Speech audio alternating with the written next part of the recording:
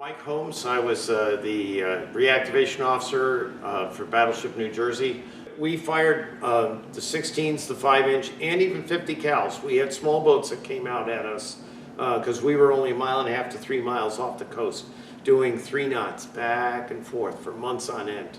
The only time we ever accelerated was to go out and pump and dump 12 miles off the coast in the middle of the night, and then we would be back, and then we'd spend a week just going back and forth. It was tiring duty, especially for the engineers, mind-numbing for the combat systems guys, because they were always triangulating, targeting, but never allowed to fire. And it got to the point that we were really wondering, why are we still here if we aren't allowed to be able to be used? And we keep losing aircraft going in, trying to keep the Hezbollah and the other warring factions that were trying to destabilize the Lebanese armed forces.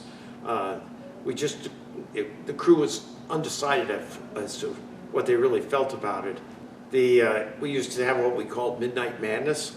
The Syrians would resupply every night. You'd see the trucks, if you were up in the top of at Souk El Garb, which was the only LAF strong point in the hills, you would see the trucks coming up with their lights, and those were the rearming coming from the Syrian forces.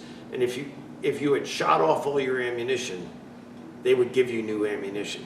If you hadn't, they would pass you by. So every night at midnight, knowing that the trucks would start making their run at 2 o'clock in the morning, they would just start shooting everything off.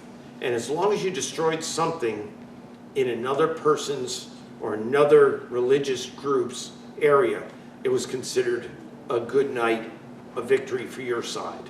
There were 42 different religious warring factions in Lebanon at the time.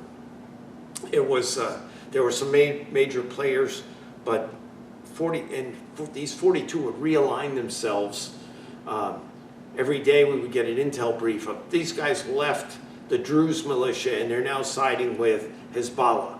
Or these guys left here and they're now siding with the government forces in the LAF. It was mind-numbing trying to keep track of all of that. But then when I remember the first day we fired, we had been at general quarters so many times, and we fired and it was complete silence in the ship. Just total silence.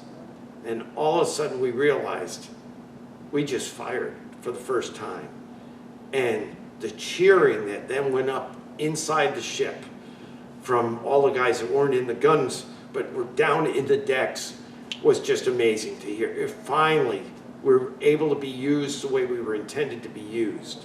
And it was one of those moments you'll never forget. It sort of gives me chills just thinking about it. War is something you never want to have to live through or do, but that is our job.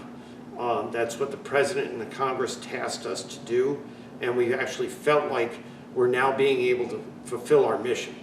And so after the bombing, we did quite a lot of fire. I actually relieved a Marine up on the O1 level outside my stateroom one day because he needed to go use the facilities. And while I was on that 50 cal, while he went to relieve himself, a small boat came out, and so I got the opportunity to fire on the small boat with the 50s, and then the 5-inch took him on, and there was nothing but splinters on the water after that. And then the Marine came back out, and he looked at me and he goes, "Oh, Mr. Holmes, you gotta be kidding. I missed it?" I said, "Yeah, sorry, Marine, you missed it." And he kicked himself to this day that he couldn't wait it out. I saved a couple of the shells because he came out and the deck was just littered. I used the box. And then his last question was, did you get him on target? And I said, yeah, I sort of got him on target because I was an expert pistol and rifle, so it was sort of, I'm easy able to gauge lead.